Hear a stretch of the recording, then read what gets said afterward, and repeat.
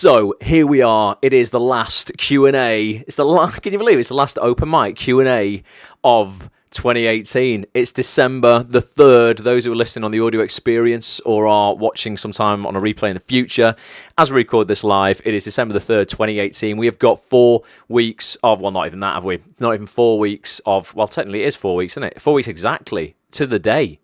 4 weeks of 2018 left, so we're going to be talking a lot about that tonight. I'm going to give a shout out to people who are watching. I want to say thank you. Nick Wilson's here. All right, Nick, good to see you, man. Good evening, Ross. I'm a new member. Looking forward to meeting you in Stoke on the 15th. Awesome, Nick. Cheers, dude. Yeah, so great friend of mine, Rachel Shenton. She runs with an agent, Amanda Andrews. She runs something called Acting Mechanics, and I said I would come down on the 15th, Nick, and do a session on mindset and goal setting. I'm going to talk a little bit about that tonight, mindset and goal setting. Apologies if I'm neglecting people on Twitter right now. I am here looking at this, but I'm looking at Facebook as well. Peter Revel Walsh in the house. Saw you playing Father Christmas today, Peter. He's here. Good to see you, mate. Not heard from you for a while. Hope you're well. Wendy's here. Tony Ross is here from the US. He's here from Chicago. Tony, great little broadcast you did on Sunday night. We're getting a full house. Dawn's here. Lowry's here. John's here. Matt's here. Everybody's freaking here. So basically, John, because you're not John, Nick, you're new, mate, right? So what we do every Monday night. We do a live broadcast, basically, and we either do a book club where we look at a book on personal development or something that's going to help you in your acting career and your life get further faster. We do something called motivation and mind hacks as well, which is like a presentation on an area of personal development, again relating to just life, but it's going to help you in your acting career as well. And then we do a live Q&A once a month as well, where literally anything goes. That's what it is tonight. It's ultimately a live Q&A on anything you think I can help you with, anything to do with the acting industry, voiceover industry. I do a lot of voiceover. By the way, the big CBeebies animation that I spent the last year voicing, I play a character that's called Timpo. I play Timpo, the main man, on this brand new CBeebies animation that we think is going to take over the world in 2019. If you've got kids 2 to 6, it starts next Monday. They're playing out 10 episodes between like now and New Year. So please get everyone involved. Start tweeting CBeebies about it. Tell everybody you love it. Because we would love like a 4th, 5th and 6th season of it, which would be nice. So that's pretty good. But yeah, ask me anything on voiceover, anything on branding, social media marketing. God, I mean, just ultimately anything you think is going to help you, like get further in your career, or high performance mindset, do an awful lot of that, positive psychology, just anything with your show reels, your headshots, whatever, basically. I've got a few topics of conversation tonight to start off with while people get the questions in. Again, you lot on Twitter who are watching as well, whack your questions in. More than happy to help with anything that you think I can. We're going to be here till about 10 p.m. I nearly said 10 a.m. We're definitely not going for 12 hours. We're not doing that. Cool, sounds good, says Nick. Awesome. Had a great meeting today. Been at the BBC all day today. Well, not all day, but quite a lot of the day in Media City. And we were talking about, those of you who know me well will know I've got this eye condition. It's an invisible disability. It's a degenerative eye condition. I'm losing my eyesight. Sounds all very melodramatic. It's fine. We've talked about it in depth many occasions. It fuels me to do what I do today, and ultimately it suffocates a lot of excuses about, don't put shit off, just get it done. But it was at the BBC today. They had a BBC and ITV meeting where everyone came together from the two corporations, and we looked at how we can better represent both visible and invisible disability. Fascinating, and there's a lot of work being done in this industry, both behind the camera and in front of the camera, really now, in terms of real inclusion, not tokenism and just, let's just stick someone of ethnicity in, or just get a wheelchair user and whack them in there because we've ticked a box. People are really, I think it's because of mental health awareness as well and stuff like that, and less stigmas attached to shit these days. A bit more of an accepting world that we live in. Fascinating session that we did today. I was wondering if there's anyone on here who, if you're brave enough, I don't know, because I know all you lot quite well, but invisible disability, I hid my eye condition when I was at drama school, and just throughout my life, throughout my whole 20s, didn't really start talking about it till ultimately I couldn't get away with not talking about it, because I was just I'd fall over a lot of shit, I'd miss handshakes from people. It would get me into trouble if I didn't tell people about it, but I hid it for as long as I could, and it wasn't until I started talking about it that actually, that in itself changed my life. People became very curious about it. I'm doing a documentary with the BBC next year on it. It's opened up a whole load of opportunity within my acting career, out my acting career, and ultimately just inspiring other people that it's all right to just, not be perfect. None of us are perfect. Anyone here living with something like an invisible disability, and it can be anything: dyslexia, dyspraxia, it could be ADHD. Doesn't have to be what your class is like, oh, I'm massively disabled. I'm not saying that, but I just thought it would be interesting to see, like, statistically, 19% of the population, so 19 out of 100 people, are living with something, some kind of invisible or visible disability. And I just thought, you know what, I'll ask people tonight if anyone's, experienced something in their life or in their acting career, that's made it harder for them. It doesn't have to be like this massive thing. I'm not saying, everyone in wheelchairs, only people who are classed as disabled or, anything like that, or people who have, got something seriously impairing. But I just thought it'd be interesting. Rich Taylor's here from Miami. All right, Rich. Hope everything's good. I love the way people join for America. Freaking love that. So yeah, it's an interesting topic, but I think the industry's moving forward. We're just talking about disability, Rich, in the industry, both invisible and visible, and don't have to be massive disabilities. Can be things like dyslexia, dyspraxia, ADHD, things that ultimately just mean that you have to work harder at stuff. And it doesn't mean, it doesn't take away. We were saying as well, it's like you've got to take the word dis off the front of it as well, really. Some disabilities can mean you are more able in some areas of your life than people without those. And even if that's just, you're just more able to empathize with people, you're more compassionate, ultimately, you understand adversity a bit more than other people who don't, can make you very much more able in certain areas of life than those who don't have these kind of issues and these struggles. Tony says, mine is not exactly a disability, but I just learned I have asthma this year. Interesting, man. We know, but yeah, I mean, I guess you could class that as, as some kind of impairment, Tony. Nothing huge, I hope. But asthma can get super serious. I hope yours doesn't. I'm not saying that as a downer. But it does something that, that really affects people's lives. My mate this year, out of the blue, he's not suffered from asthma since he was a child. I'm not saying this to scare you, Tony. He had like a really big events this year, completely out of the blue, and they had to induce him into a coma for 24 hours because his breathing had, completely packed up practically. Yours won't, mate. I think he had a few other complications as well, but I just thought, it's stuff's never certain, is it? Shit can just get you, take you by surprise. You'll fight back. It's fine. But yeah, interesting, Tony. Anyone else got anything? John says, fella, I feel what you're saying, bro. But yeah, just thought it was an interesting chat at the BBC today. And good. It just means across the board inclusion. It's just getting better. We're no longer just thinking about diversity in terms of have we got someone of ethnicity in this? Have we, got somebody who very obviously looks disabled so we can tick that box? They're really thinking about it both in front and behind the camera, not just for the sake of it. It's like, and it means that, genuinely the best person still gets the job. It's not about going, all right, we just got to put you in this job because you're disabled. I mean, that would be ridiculous. There's no point in saying, right, we've got to have a disabled actor in everything. If the disabled actor is shit, that's pointless. It just means you're just robbing the audience of an experience. That's not it. No one who's got a disability is saying they're entitled to anything. The world owes us nothing. It owes nobody anything. You go out and get what you want and make what you want. But yeah, interesting conversation happening today. Couple of other things, unless anybody's got any other stuff to talk about on that. John says autistic people with eyesight problems can be geniuses in something. Yeah, I mean, autism in itself, plays itself out in. I think Hollyoaks, Channel 4, have just introduced the first autistic character. And I was talking to the head of Line Pictures, the exec script editor at Line Pictures, Lou Sutton, awesome woman, who has pledged to see at least one disabled person for each role that they now cast at Hollyoaks. Not when the character is written disabled, just when the character could be, and it's not even necessarily mentioned in the script.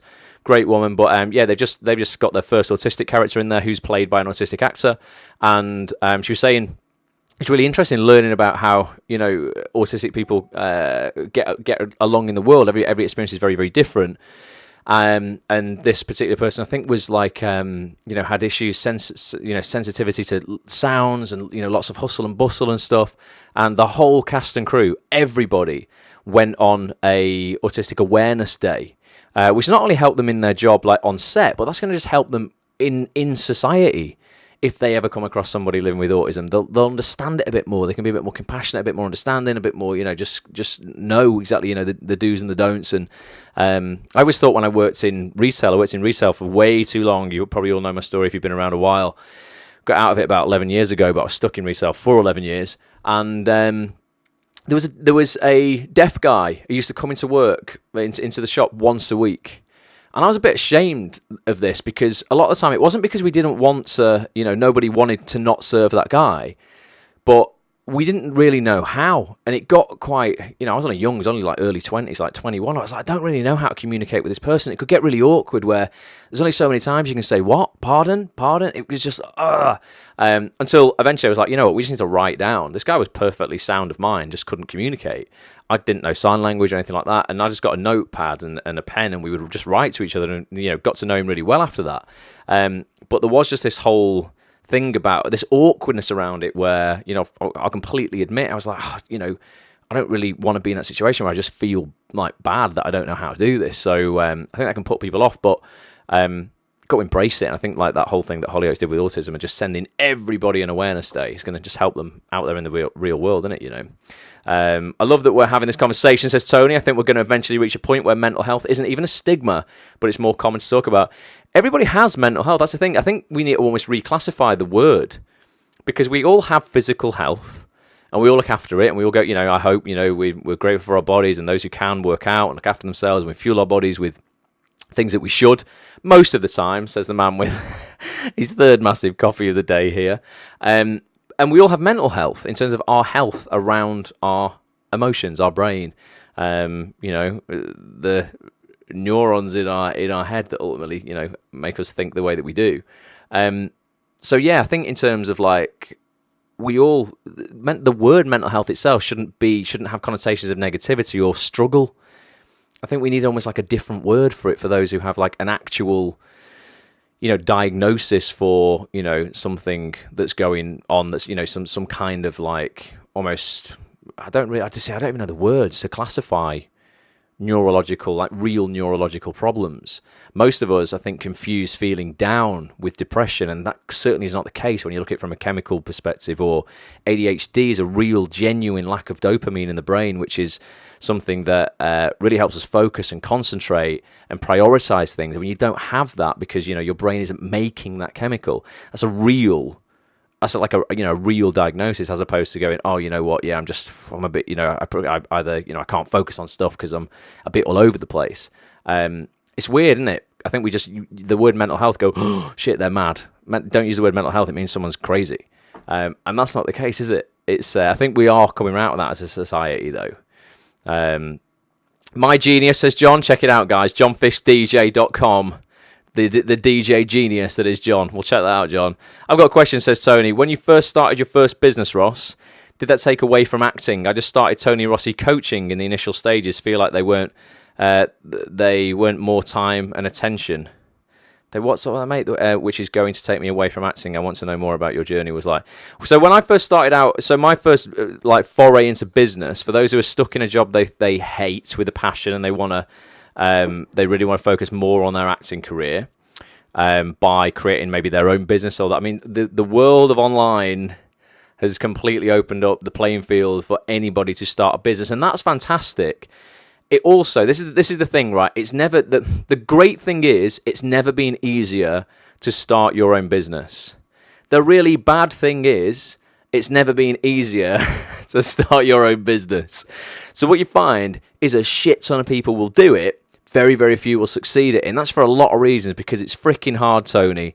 And what you're realizing now, mate, is you're splitting your time between this thing that you want to do to subsidize your acting career, which is ultimately like the dream, the thing you really want to do. And the coaching thing is something you're going to absolutely love and enjoy. And you're going to need to do that, and you're going to need to love and enjoy it to fuel the thing that you really love and enjoy. And maybe even if you like the two things the same, you've got to split your time between the two. And there's no right or wrong answer to that, to be honest. I think it's a difficult one. When I first started out, actually creating a business around the stock market because I'd won quite a significant amount of money on a game show and I wanted to invest that. And like an idiot, I thought the best way to do that would be to get into the stock market after the banking crisis in 2009 in the UK, where you could buy bank shares for literally pennies that had been worth, you could buy Royal Bank of Scotland shares for 25p, and the day before they'd been trading at £6. I nearly lost £30,000 of that money that I won over 4 years doing that. But I set a business up around stock market, the stock market, and I created like a community like Acts on This, but for traders. That my advice when you're starting out new businesses is if you there's a difference between persevering and almost delusion. I persevered with that first business 12 months longer than I should have done because I had this sunk cost syndrome that they call it, where you've sunk so much time and energy into something that when it isn't working, you convince yourself of a huge loss, when actually rationally you should actually stop that because it would never work. Act on This has been a different baby for me because it's tied into the acting industry so much. I think there has been times where I've definitely wanted to give up because it's been a thankless task at times, Tony. I would have people join my email list, I would send them emails, and then they would send me a reply back going, stop sending me this shit. And I've gone, wow, you signed up to be on my email list, and all I've done is send you an interview that I've done with a BAFTA winner or, a really successful person. So there's lots of times you want to throw that in. I think your heart knows whether it's worth carrying on. And I'm at 8 years down the line with Acts on This now, mate, and I can promise you, it's only now, and I really mean now, this year, 2018, has actually been a breakthrough year for me within Acts on This. I used to, roughly, I would still be putting in hustle every single day, but I would still roughly only be getting 5 to 10 sign-ups a month on my website, where people would be signing up to the membership, where they would pay their 10 quid a month to join the site. A lot of that money goes to charity, by the way. I don't pocket all of that. And it was almost like it was never making profit. There was no real kind of, gain in there, bar the incredible network of people that I managed to accumulate through that site. This week, for instance, 45 people have joined this week. I mean, that's a huge, huge, huge difference from 5 a month to 45 in a week. If you don't have a membership at Acts on This as well, there's never been a better time to freaking get one. If you're an actor and you're not on actonthis.tv, you're seriously hurting your acting career. There's interviews on there with the most inspirational, and also not just the most inspirational people in the acting industry in the UK in TV, but also the major players who can employ you as an actor. If you're not listening to interviews with those people who ultimately you would die to get in front of, or you would do if you knew about these people, in terms of if you don't know about these people, I would suggest you're never gonna progress to where you say you want to go. If you really want to work at the height of TV, if you don't know who these people are, that's a real problem. If you want to learn who they are very quickly, go join the site. But Tony, it's took 8 years to get to that point, mate, and my time has definitely been torn between investing in that and investing in my own acting career, and I need to very consciously schedule stuff so that I don't neglect my own career. The thing with me that ties in with Acts on This, though, is I feel I am a fraud if I am not working as an actor and running this site. So if I've not already got, if I've not got 2 things coming up on TV in the bag, so at the moment I've got something from Sky One called Brassic that comes out next year, Tinpo, this huge animation for kids, comes out next week. I'm going to need to get another credit, basically, when the Tinpo comes out. I'm only going to have one in the bag.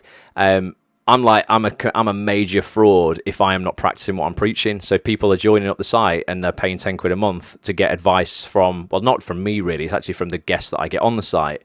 But ultimately, if I'm not taking that advice myself, implementing it and working, it clearly doesn't work. Thus, it's a complete freaking rip-off. Now, if you IMDb me and you listen to the interviews that I do with the casting directors, and then you look at my own career, I'm implementing everything they're saying, it's working, and I'm working regularly. I don't need to do anything else. I don't have a day job. I just act.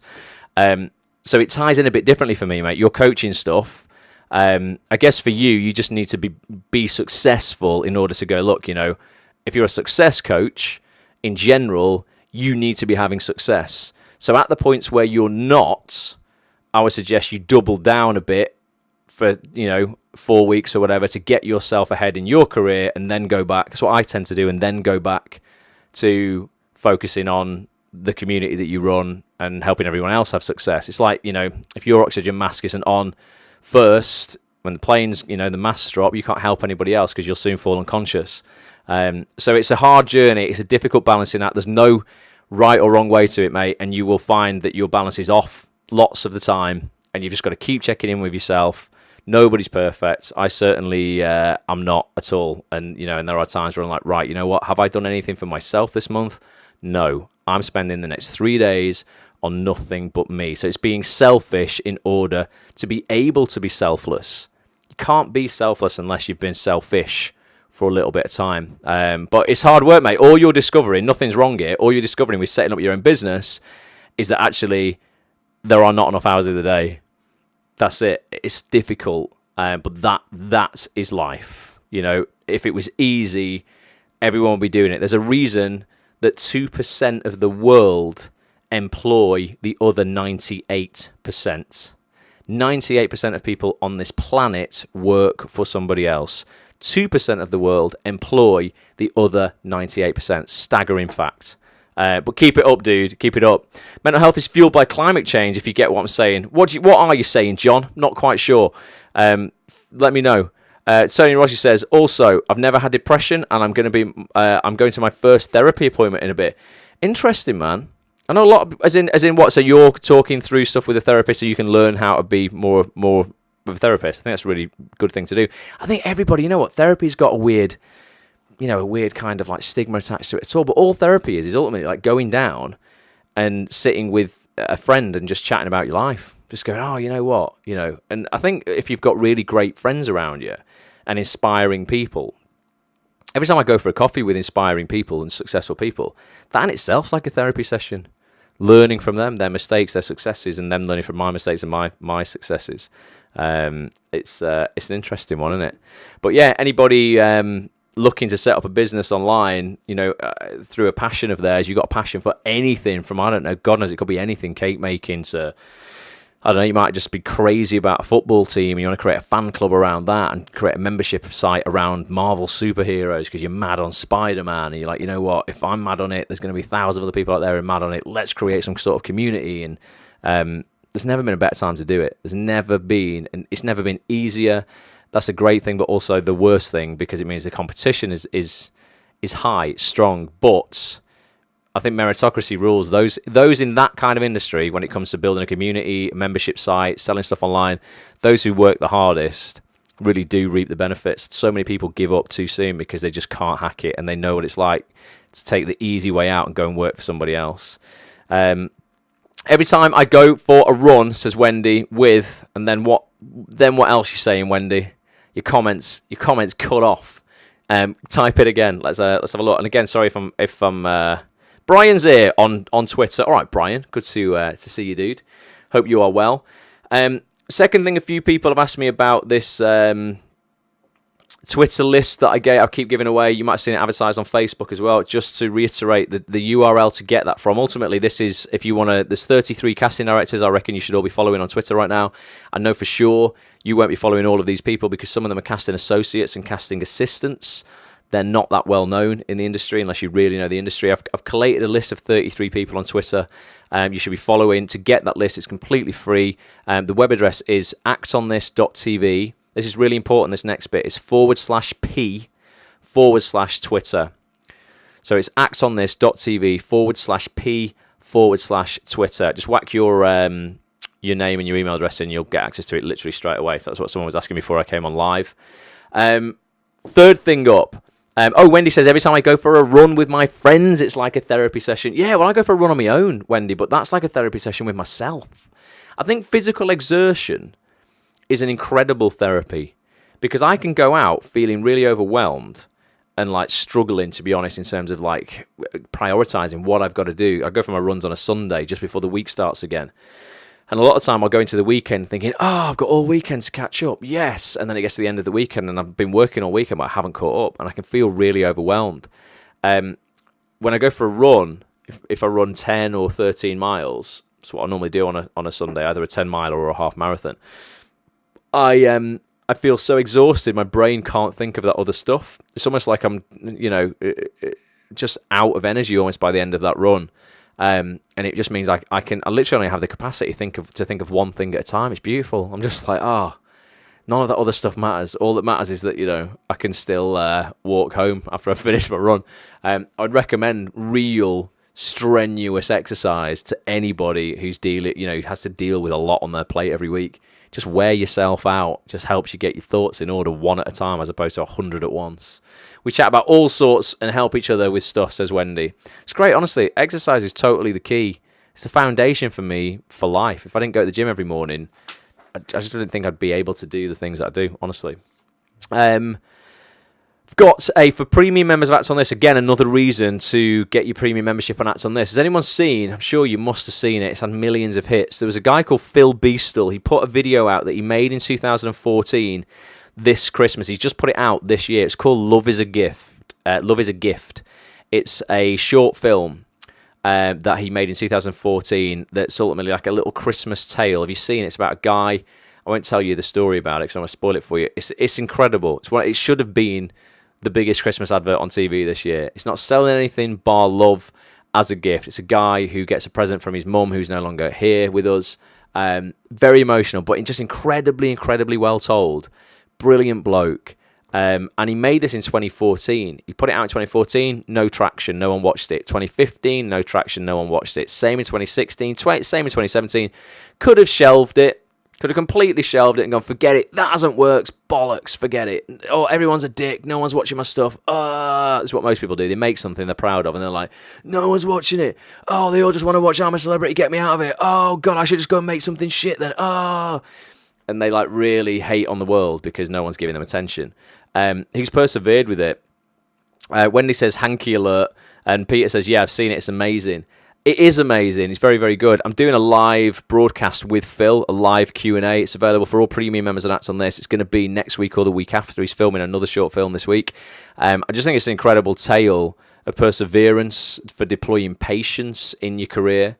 And it might just inspire you lot if you've got an idea. It certainly inspired me to go, you know what, I can create something like a 4 or 5 minute short. I can create a 4 or 5 minute short next year. Of course I can. Doesn't have to be a huge task to make a huge impact. So if you want to ask questions about how Phil did that, the story behind it, how he put the thing together, the hustle behind promoting it, the crazy 3-4 weeks that he's led now on every breakfast morning TV show talking about it, interviews all over the world, people calling for him to do the John Lewis advert next year, the biggest Christmas advert we have in the UK for those in America. Get yourself a membership. I don't know exactly when it's going to be, but it's going to be sometime either next week towards the end of the week or the week after that. It'll be before Christmas anyway. I'll be looking at the film, talking all about it. Again, atsonthis.tv. If you want to get a membership and be involved with that, we do those live broadcasts quite regularly. Going to be doing a lot more of them in the new year. So not only do you get access to 2 podcasts a month, 2 vlogs a month, you'll start getting access to a live broadcast a month as well. That'll be exclusive to Acts on This. I did this year, made my own 7 minutes in a month, says Peter. Awesome, man. Well, post it in the Facebook group, dude, if you've got a short. I don't know if I've seen it, mate. To be honest, I might have missed it. So yeah, anyone who's got any shorts that they're like, want to get them out there and people to see. There's 10,000 actors nearly in the Acts on This Facebook group. If it's good, man, we'll share it. All right, Gary Thomas is in the house. Bobby Calloway says, thanks to Bulletproof Actor.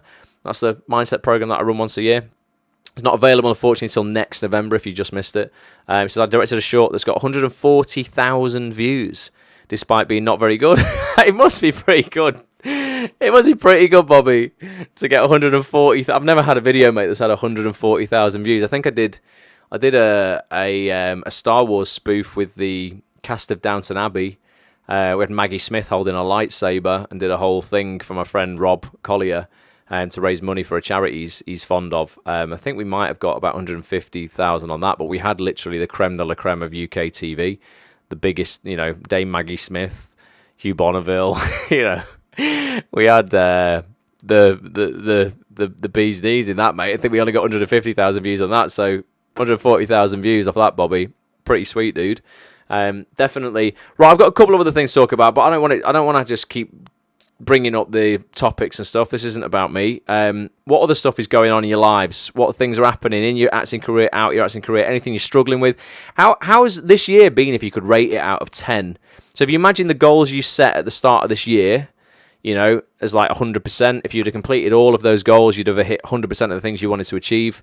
What do you think this year's actually been like for you? Have you done 50% of the things you wanted to achieve this year? Maybe, you've not hit even 50, or maybe you've hit 75, or maybe you've completely crushed it. I don't believe you if you say you've hit 100, but maybe you've hit 90 or something like that. Let me know. I'm just really interested because that ties into something that I want to show you in a minute. There's Gary's short film. He's just posted a link to it in the comments there. Peter says he's going to post his as well. Do that, Peter, definitely. Bobby says we have 2 actors who are quite good looking, if I do say so myself. And a little bit of sexual tension, judging from the demographic we're hitting.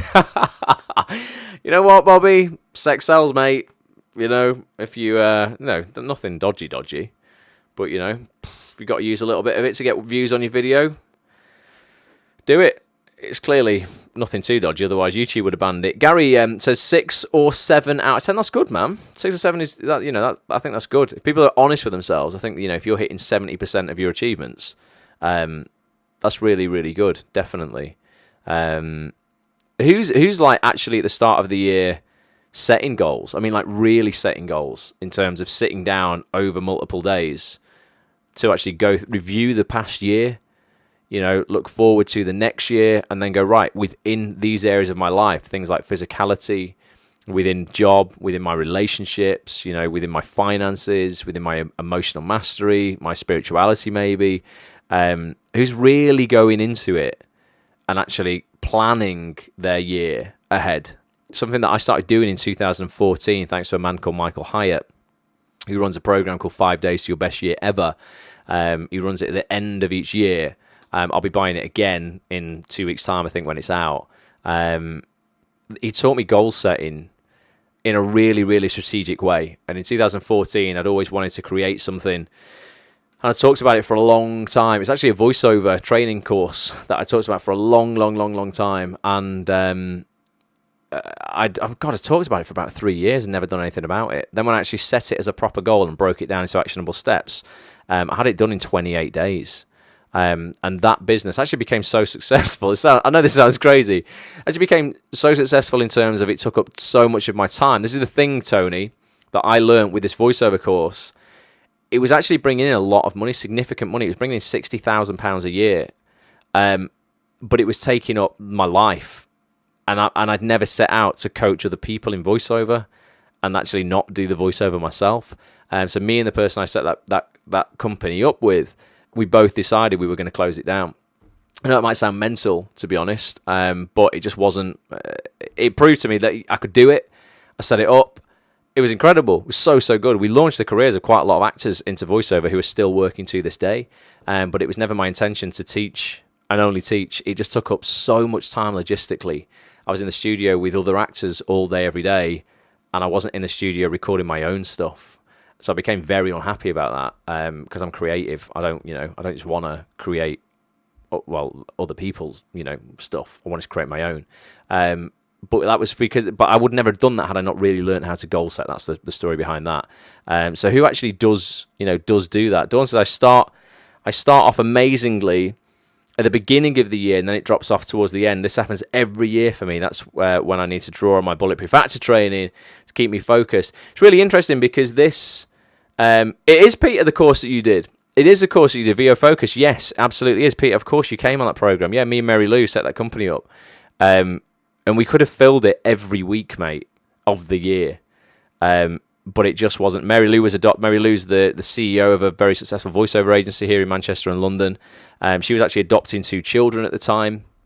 I was establishing myself, in my acting career, still focusing a lot on Acts on This. Get a huge amount of satisfaction out of Acts on This. And doing all this stuff, all these broadcasts and things like that. And yeah, we just came to the conclusion like it just wasn't the right time. Maybe we would revisit it later on in life. But at that point, we did it for a year, spent a whole year on it. And it was great. It was just, we could have sold it out. We were doing it once a month, I think. We could have sold it out every week, I think. But it was just too much to take on. Dawn, so Dawn says at the end of the year she tails off. It's really important the end of the year. I think these last 4 weeks. So I've scheduled my entire December now, exactly what I'm doing on what days. And I will be working until about 11:30 p.m. Maybe even later than that on the 21st of December, and then I'm allowing myself from the 22nd to the 24th to move all my stuff out of this office that I've got here into my new apartment, and then once I've done that, I'll literally finish on Christmas Eve about 6 p.m. I think a lot of people want to wind down in December. I think it's a huge mistake. It's a massive vulnerability. People leave themselves really open to this, and I think those who put the effort in now and do the things that they were thinking of putting off and procrastinating about until January, going, I'll look for new representation in January, I'll get new headshots in January, I'll edit my showreel in January, You know, we like to think January as if everything's going to be. It's really funny, isn't it? People, how many times have you gone to bed on New Year's Eve expecting the new year is going to be amazing next year? Yes, it's going to be my year. I'm sick of that. All the posts. It's my year. They will say, 2018 was the warm up. 2019, game on. And they wake up the next day and they realise that actually nothing has changed. All they've done is gone to bed, slightly pissed. Slightly drunk, for those in the UK. Pissed in America means something completely different, doesn't it? But yeah, they wake up on January the 1st and nothing's changed. Nothing changed at all. And that's because they haven't changed. They haven't done any work. There hasn't been pre-season in 2018 at all. It's bullshit. They haven't done anything. They've used November and December to go out and get drunk and get fat. And then they wake up on January the 1st expecting suddenly the new year, it's mine. Oh yeah, it's amazing. If you use December to really get your stuff together, so you know exactly what you're doing in January and you can hit the ground running, you're going to be ahead of 99% of people, because nearly everyone I know doesn't do this, and including myself up until 2014, just did not do this. Peter said, I was at the course I did, yeah. Nick says, for me, I'm new to acting really, only been acting 5 or 6 months, but so far managed to... See, Nick, see, mate, so Nick's been doing acting 5 to 6 months. So far he's managed 3 feature films, 1 short and a commercial. Not bad for something which I kind of fell into. And I'm at 75% of goals set. I mean, mate, that's because you're probably taking... I guess you're taking action on a daily basis. You've probably done more in 5 or 6 months there with no previous experience than some actors I know who have been knocking around this game for 5 years and still telling me they're going to be doing this stuff that they told me they were going to be doing in 2014, but they're still just letting fear hold them back from really asking for what it is that they want. So fair play, man. You know, I mean, and if you're brand new, you know, you're only going to get better as well. You know, so you keep doing what you're doing, and that's probably, Nick, because you've come into the industry. This is another thing as well. Probably very unentitled, I'd imagine. You've gone, right, I'm completely new. So I'm guessing the features you've done pretty much have probably been unpaid, which is fine. You know, the short might have been, the commercial probably wasn't. You probably got paid for that. But you've probably been just open to learning, curious about collaborating, working with other people, not just going, I'm an actor, I should get paid for everything. Well, mate, you haven't done anything. Why should you get paid for it? And because of that, you've gained experience. You've probably gained a network. You know, you're growing that. You're more confident in your ability. A lot of people are just like so stubborn, Nick, that they don't want to do anything for free. And I'm not saying do shit for free. Don't do rubbish for free. You know, pick your projects. But there's certain things definitely that in my life I have done for free and still would to this day that have led to work. I did a pitch. So last week I did a voiceover for what was it? A new broadband company.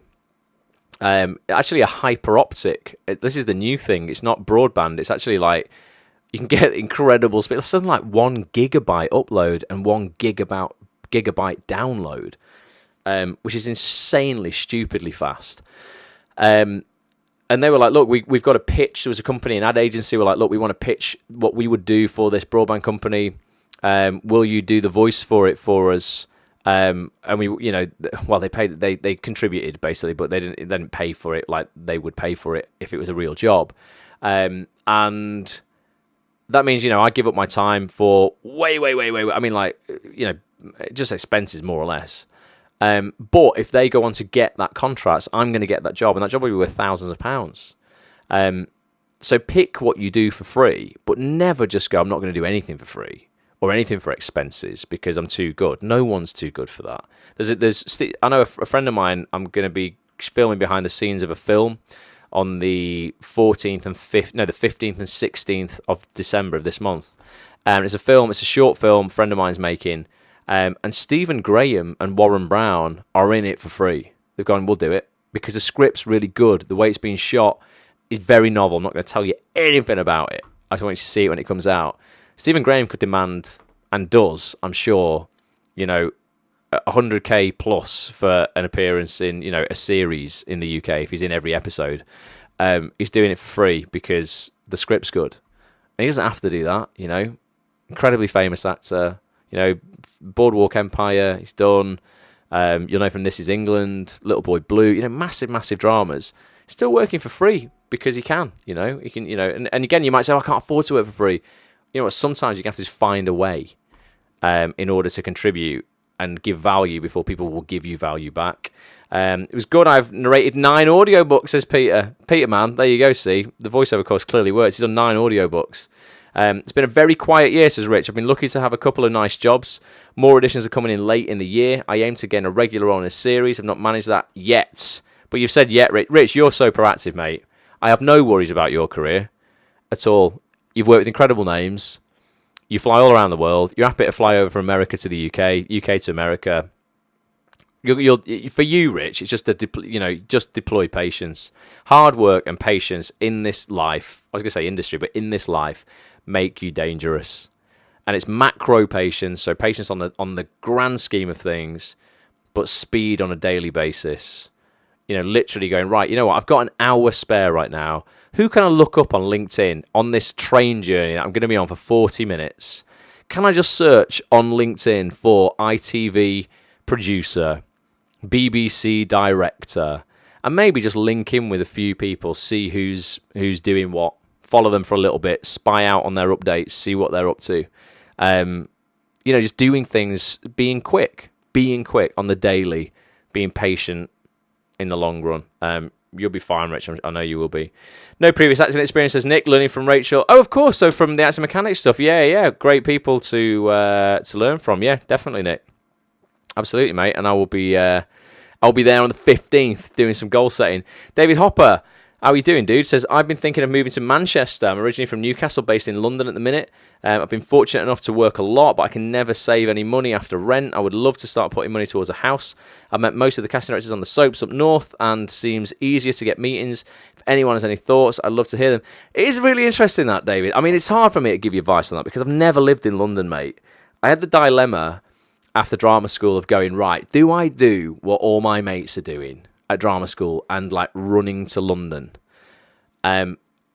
And struggling ultimately to begin with, because it's freaking expensive, as you're finding out. Or do I do what other people aren't doing, or maybe I'll get what other people aren't getting? And if I establish myself in the north, where inevitably it is smaller, it is easier to meet people, it is easier to get exposure. That for me definitely worked. The Manchester scene, I was just saying today at this BBC meeting, I was talking to Cheryl Lee Houston, she plays Izzy in Coronation Street. I was saying up in Manchester, it's very tight knit. It's that the theatre scene is, but so is the TV scene. Generally, somebody will know if you need something, and you've got a relatively decent network anyway. So even if someone within your network doesn't have what you need, they'll know somebody who does, and they'll be able to introduce you. I'm massively fond of the Manchester scene, obviously, because I've been in it for God now what, 13 years after drama school. Media City is a fantastic place. There's some incredible dramas being made up here. Lots of departments of the BBC have been relocated to Media City. There's a vibrant radio drama scene up here. There's everything you need. Inevitably, the epicenter of the industry will always be in London, though, mate. And there's no point in saying Manchester's better than London. In many regards, it's got huge opportunity. In other regards, the biggest agents who run the industry are in London.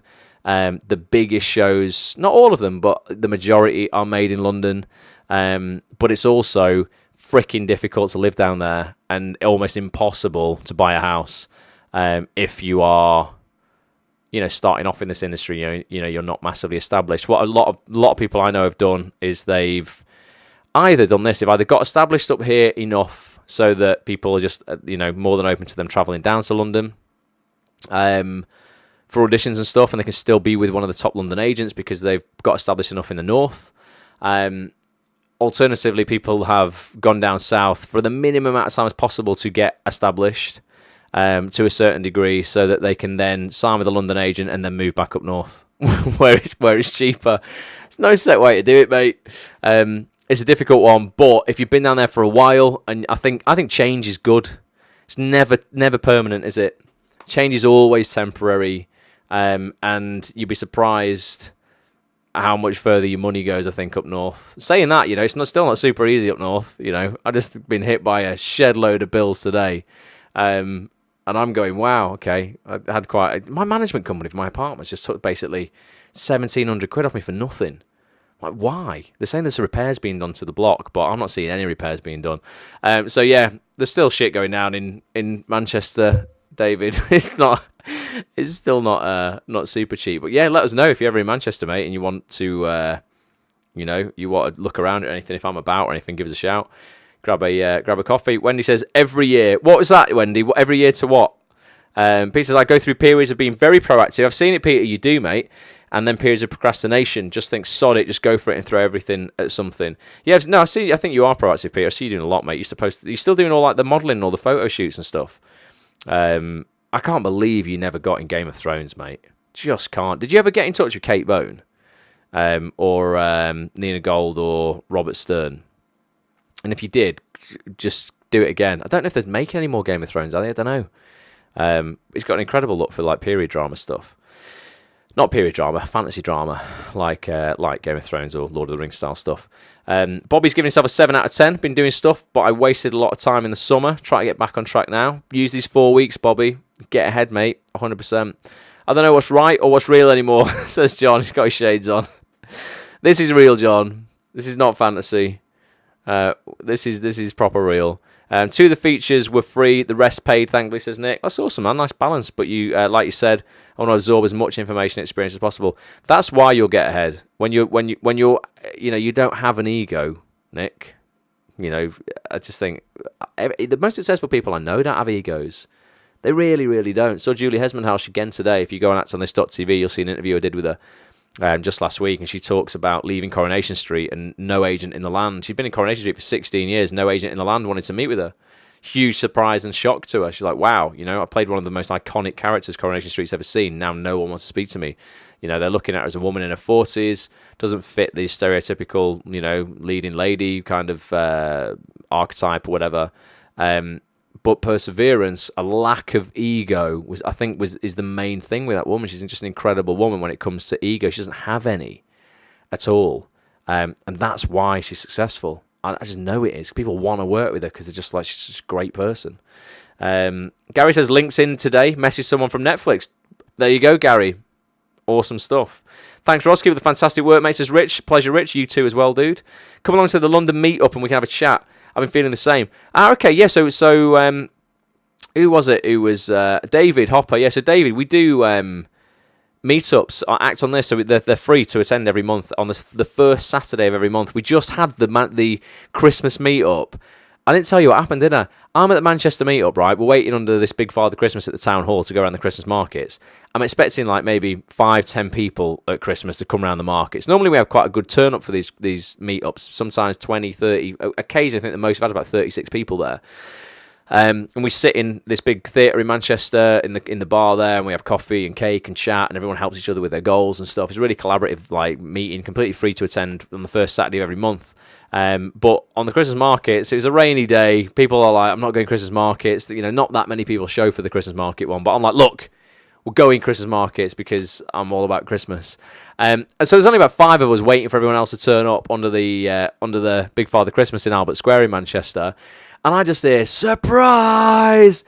And I look round, and Wendy, bless her, who's on here, Wendy Walker, total mentalist, jumps out in a Christmas leggings. And I'm like, Wendy, what are you doing here? You're like from London. What's going on? And then behind Wendy, she's like the Pied Piper. This whole tribe of London actors who just turn up to, like you guys down in London, just turn up to the London meetups, had actually like paid to come up to Manchester, stay in a hotel or an Airbnb overnight, and then come and meet me at the Christmas market. I was just like so made up. Wendy brought cookies and cake. We all had mulled wine. It's just amazing. I was so touched, Wendy. I just could not believe like people would care that much to do it. Like absolutely full of gratitude for you lot. But David, we do these meetups on the first Saturday of every month. Go to the London one, mate. If you go to the Acts on This Facebook group, I was posting there a few days before when they're going to be, but it's the first Saturday of every month. And in London, they do it at the BFI, Benugo Bar, BFI, British Film Institute on South Bank. Wendy and Mel head it up. So go to there and chat, mate. And again, you'll meet people. You'll make connections. People can advise you about London. People can advise you about Manchester. Wendy's done both. She's done the Manchester scene and the London scene. Great person to speak to. And also maybe thinking of coming back to Manchester, Wendy.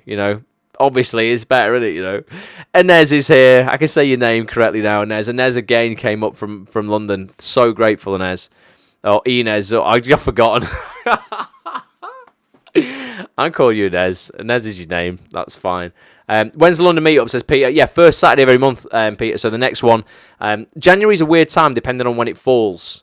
Because sometimes we do it the second. We sometimes do the second Saturday in January. Let me see when. I'm getting my calendar up here. Let me see actually when the first Saturday is. Oh, so it's miles away. So it's miles away from the first. So it's the 5th. So that'll be the next one. Manchester and London meetup will be the 5th of January. In Manchester, it's at Home Theatre. In London, it's at Benugo Bar at BFI South Bank. Peter, it's worth going, mate, just for Wendy's cookies. Wendy has still got one downstairs. I haven't ate yet. They're amazing. Honestly, this woman needs to be on the Great British Bake Off or whatever it's called now. It's on. Is it on Channel 4 now? I've never watched. Can you believe I've never watched it? I'd get too hungry if I was watching it. I just want to eat cake. Last season of Game of Thrones coming this year, I think, says Gary. So Peter, mate, no bloody Game of Thrones. Yeah, still doing modelling. Oh, you had an audition for Game of Thrones with Kate Bone. Yeah, oh, brilliant, man. I had one, didn't bloody get it. And then I saw the guy who got it, and I was like, mate, so could have done that. So could have done that. I thought I did a good job as well. But Kate's lovely. I'm going to try and get Kate on actsonthis.tv for an interview. Julie was great on the vlog, says Gary. Yeah, please, everybody, go watch that vlog. I did with Julie Hesbenhouse. We do an exclusive chat with her on the vlog that's not on the podcast. If you want to watch my vlog, which is basically behind the scenes of the interviews I do at Acts on This now, plus some other bits of my life thrown in, just go to youtube.com/watch Ross. Please subscribe, share it, just because it made me feel nice. It made me feel like people care. So would love it if you do that. That'd be fantastic. It was great fun, says Wendy. It was good. I couldn't believe you all came up for that, which was crazy. On the goal setting thing, just to finish off, guys, I talked about Michael Hyatt before, fantastic man, who brought out, changed my life, brought out this program called 5 Days to Your Best Year Ever. It's a goal setting program that he brings out once a year, where ultimately you sit down over 5 days, break down your previous year, really get to the bottom of what happened, why it happened, and then set your goals in all areas of your life for the next year.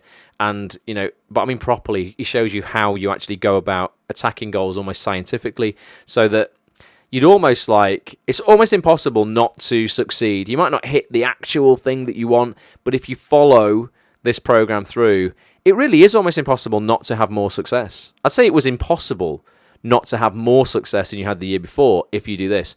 And before he launches the program, and this is how good it is, right? Because I could use this. I get access to the program for an entire year. This year, because I bought it last year, I could just use last year's program.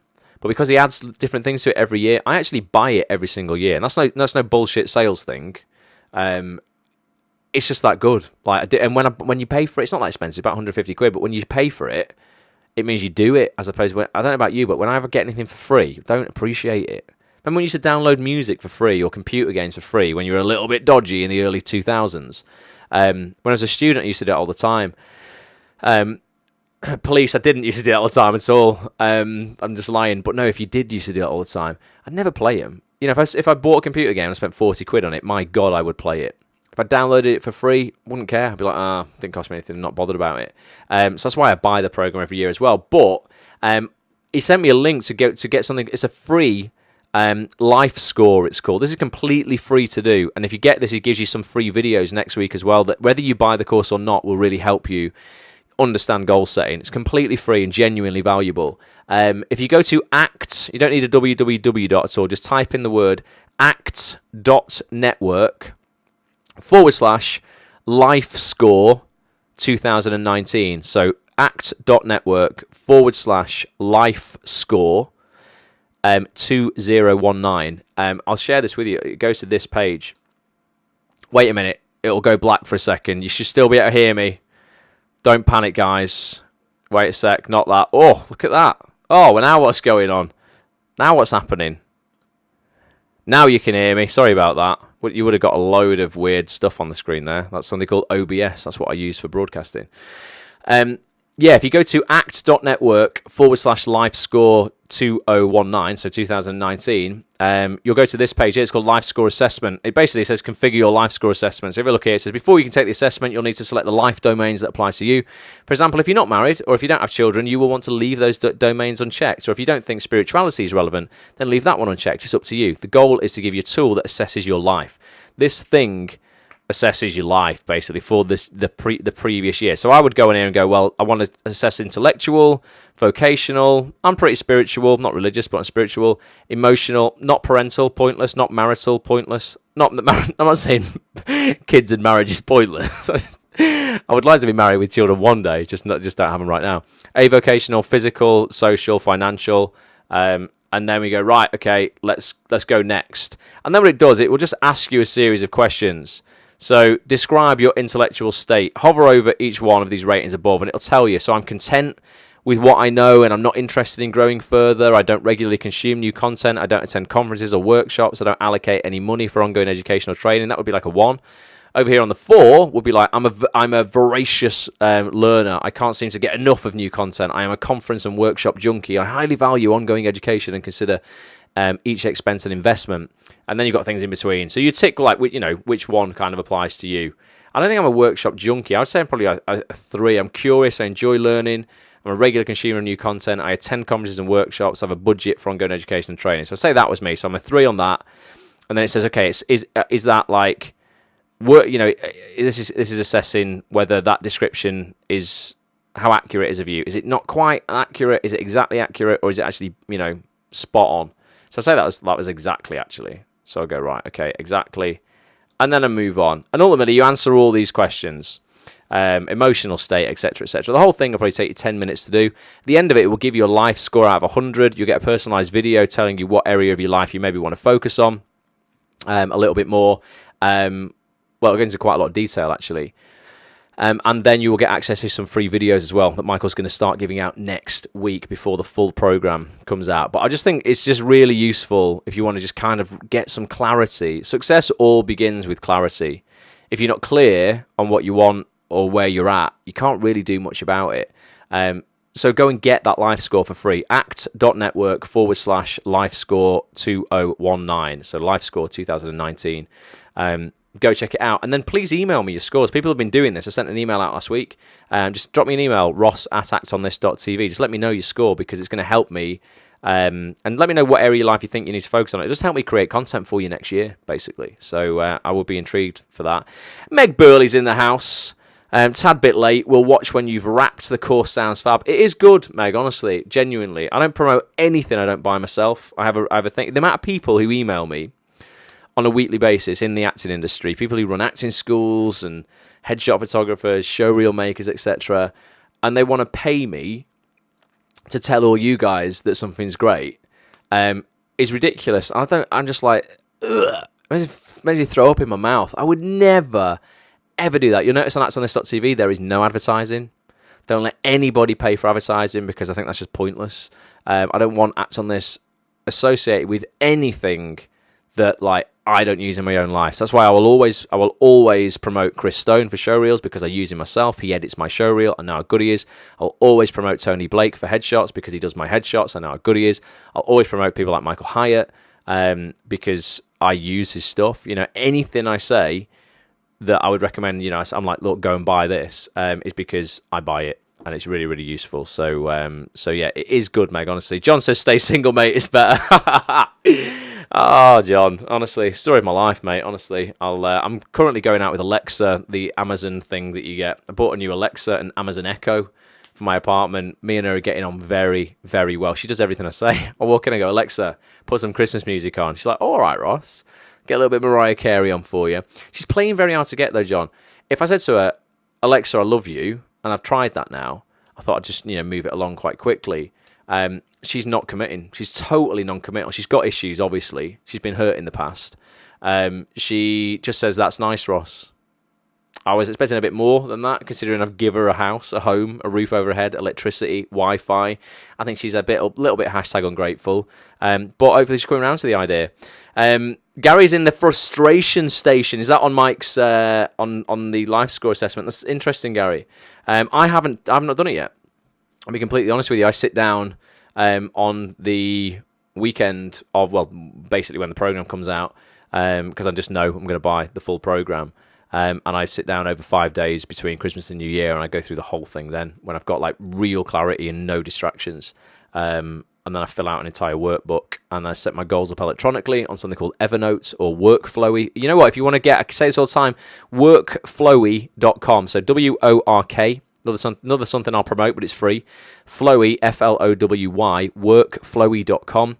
If you want a really, really simple, easy listing app, ultimately just a list of bullet points that you can say, right, these are the things I want to do today. I have 3 lists on my Workflowy list. Well, 3 sets of bullet points to do today, to do this week, to do in the next 30 days.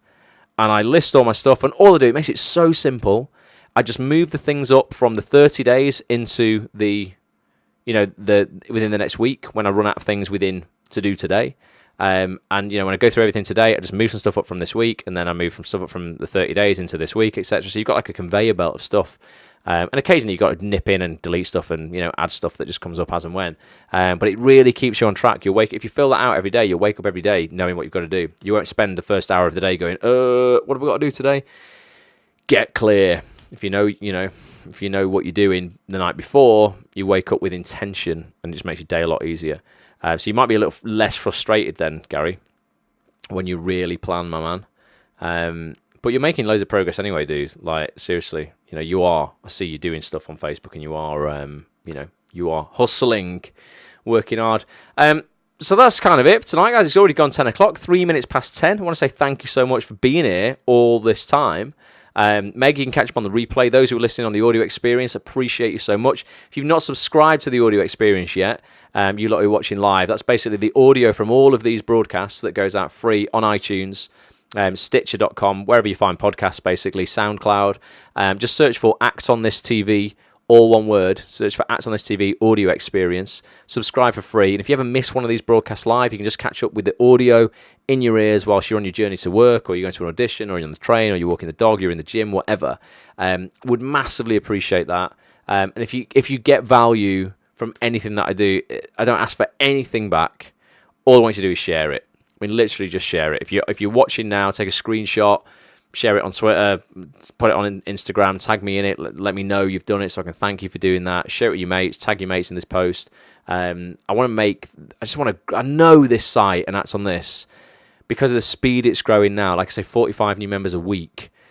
I just know it can become an incredible force in 2019. If we can get all those people in the Facebook group, if I could get 10,000 members from the Facebook group into the main site, I mean, oh my God. Be such an incredible force for good in this industry. We could do so much. 10,000 might be a little bit too much, but if you could just help me grow the community, hugely, hugely appreciate it. So if you get value from the stuff that putting out there, just a little share would mean the world. Thank you, Lowry. Thanks, Pete. So it's been a while. Have a fantastic Christmas. You too, dude. Well, still going to be doing a broadcast next week, the week after, and the week after that on a Monday night. This was just the last Q&A. They'll have a bit more structure. So next week we'll do the book club. The week after that we'll do a motivation and mind hack session. And then the week after that will be it could probably be the last one, won't it, before Christmas. Inez says, quick hello. Needs to be up at 6 a.m. for a job. See, Inez, smashing it, working. That life score assessment is a brilliant tool. Clarifies your headspace a lot. Nice one. I'm glad you've tried it out, definitely. And look, you'll get the videos from Michael next week as well. They're great. Have a great Christmas, everyone, says Dawn. Thank you so much, Ross, for all the support this year. It's not over yet, Dawn. Still got a couple of weeks left on the live broadcast. This was just the last Q&A. So I will be putting a Christmas video out, though, saying thanks to everybody, and I might get a few of the old few celebs involved with that, and a few people who've been on Acts on this, to wish everyone a Merry Christmas. Johnny John's here. Hey man, want to reach the impossible if I am the real one. I can't pay shit because I got shit. I got shit, so that's what I'm trying. So forget about paying. I need to find someone with a camera. That's it, because I can't afford buying one. What do you want to do, Johnny John? What is it you need the camera for? And why have you got it in your head that you can't afford shit? Why can't you find an area of your life where you're spending money on stuff you really don't need? Are you going out? Are you buying coffee? Are you buying pizzas? Are you wasting money on bullshit clothes that you don't need because ultimately you're wasting money? If anyone's like, look, I can't afford anything, please have a look in your life about things you might be buying that are fancy, that you really don't need, but you're just buying them to impress people you don't know. So many people, and this happened, and I mean, I've got real world examples of this where people have emailed me saying, Ross, I need to cancel my £10 a month membership to Acts on This that gets me access to hundreds of hours of content with the biggest casting directors in the country who could really help me and give me work. I'm going to cancel that £10 a month, that £2.50 a week membership, because I can't afford it. And I've reached out to them. I said, okay, not a problem. I'll cancel it for you, but please let me help you earn some more money and help you get your head right around earning more money. Because if you can't afford 10 quid a month, there's something majorly wrong, right? If you can't afford to invest £10 a month in your career, the thing you want more than anything else. And I saw one of these people, the same person, at a Christmas party for an acting class 2 weeks later, and they spent £35 at the bar on tequila. I'm not even joking. They bought a round of 6 tequilas that was 35 quid, £5 a shot. And I'm just stood there, I didn't say anything, but I'm like, wow, you told me you couldn't afford anything, and you've just spent £35 on tequila. So you're clearly getting your priorities completely mixed up. So Johnny John, have a look at where, I'm not saying you're doing that, mate, but have a look at where you're hemorrhaging money, where money is coming out. You know, are you buying a Costa coffee once a week and you might think it's only £3, but, you know, 4 threes are 12 quid. That's 120, no, it's not, it's more, isn't it? 124, 136 pounds a year. That could go towards something by just buying a coffee a week. You might be like, oh, you know, it's my coffee, I need it. No, you don't. Don't complain about having no money if that's what you're going to spend money on. I think people do waste money. They really, really do. I see a lot of people, like, you know, pleading poverty with me, and then I'm like, why are you buying that? Why have you got that? And a lot of people are spending money on fancy shit just so they can take pictures for Instagram, or they've got fear of missing out on something, and they're really not. They don't want it enough. They just don't want it enough. They're not prepared to give up this lifestyle that they've got, and they're only buying that stuff not because they want it, just because they want to impress other people, and particularly people online who they don't even know. Mental. So let us know what you want the stuff for, Johnny, because if you really want it, mate, my advice would be you'll find a way. You're going to find a way to do it. Expecting other people to just do it all for free for you in the nicest way, it's just not going to happen. Because the people who have the ability, you know, and have the cameras and all this sort of stuff will be like, well, no one kind of did this for me. This is life.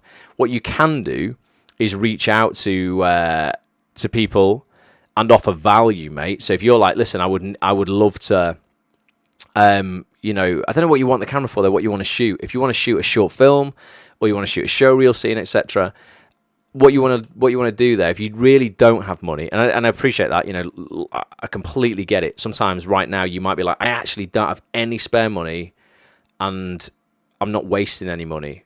I'm in a situation where I just, you know, you might be in a bit of debt or whatever. You're just struggling. If that's the case, you have things that money can't buy. You have your time. You have hustle in terms of going, look, you know what? So you might reach out to somebody like Chris Stone. Like, Chris, I know you shoot showreel scenes all the time. Do you need somebody on set as a runner to come and hold lights, to come and carry kit for you? And I'll do that, and I'll work free for the next 5 Saturdays for you on shoots, and I'll add so much value that, you know, I've saved you time, and I've really helped you out, that maybe you'll shoot, you know, a scene for me at a discounted rate, or I'll get something for free, or, you know, if you're good enough and you've got enough ability, he might put you in a scene with someone else. If someone else is paying full price for theirs, you're in that scene, you don't have to pay for it. If you want it, Johnny, you'll find a way. If you don't, you'll find an excuse. And for most people, the first excuse they come to is, I can't afford it and I can't change my situation. You can change your situation, because I've done it myself. I've been in that exact situation, working for minimum wage in a shop with nothing, thinking, holy shit, I'm 24, I was 26, oh God, I was like 27, 28, really, by the time I actually started, you know, actually having any money. But, you know, I just get it. You can find a way out, but it just requires a change, a paradigm shift in the way that you think about money and how much you feel you deserve it, and also really getting strict on yourself. The amount of money I used to spend, I would tell myself I couldn't afford something to do with my career back in the day. I was like leaving drama school, and then I'd go, and honestly, mate, I'd easily blow, I don't know, I'd go and spend 40 quid on a t-shirt. And I wanted that t-shirt because it had a brand on it. And if I had that brand on it, then girls would like me.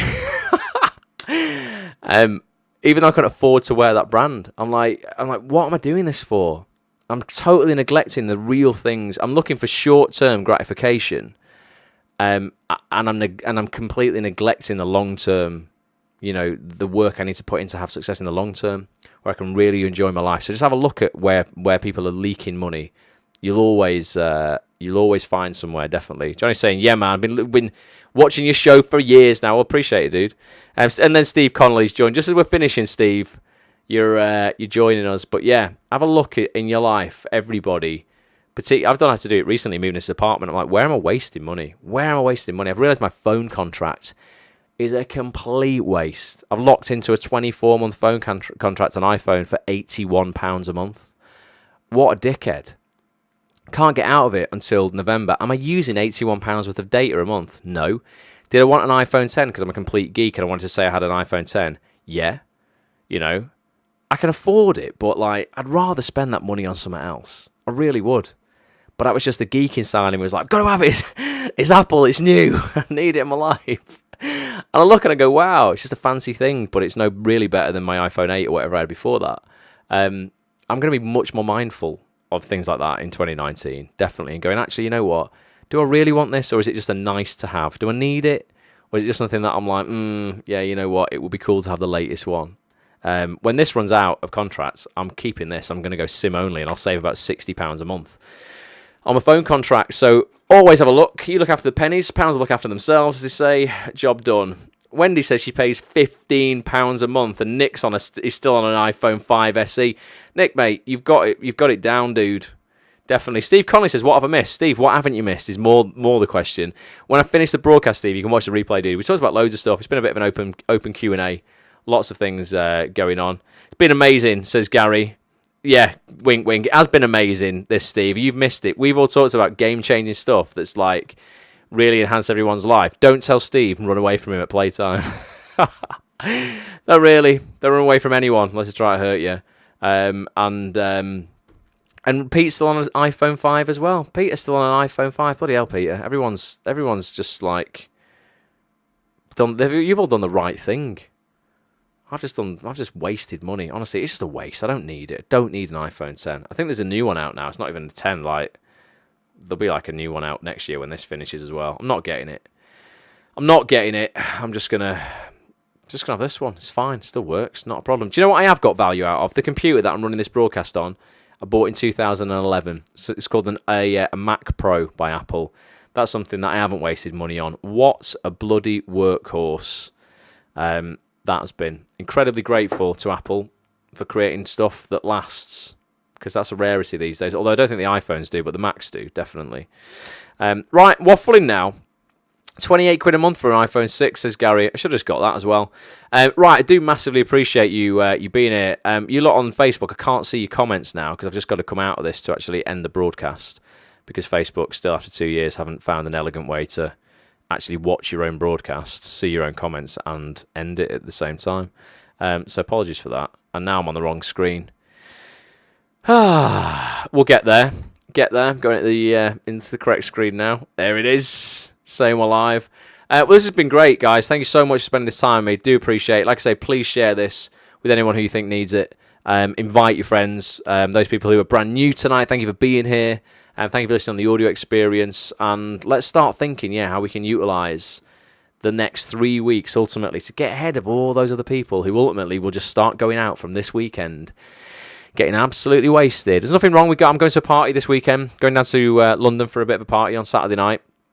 It will be civilised, though. Nothing wrong with that, but I will make sure that I, get what I need to do before I go. And let's think about how we can utilise the next 3 weeks. Ultimately, to do things that other people aren't doing, to have things that other people aren't having, and to really get ready for the new year. Because I think if you can start January, really ready with clarity, knowing what you're going to do, you're not going to spend that first 3 weeks in a hungover slump figuring it out. You're just going to be ready. You're going to be ready. So yeah, get ready. Until next Monday. If you need anything in the meantime, ross@sonthis.tv. Appreciate you for being here. I'll see you again 9 p.m. next Monday. Until then, bye for now.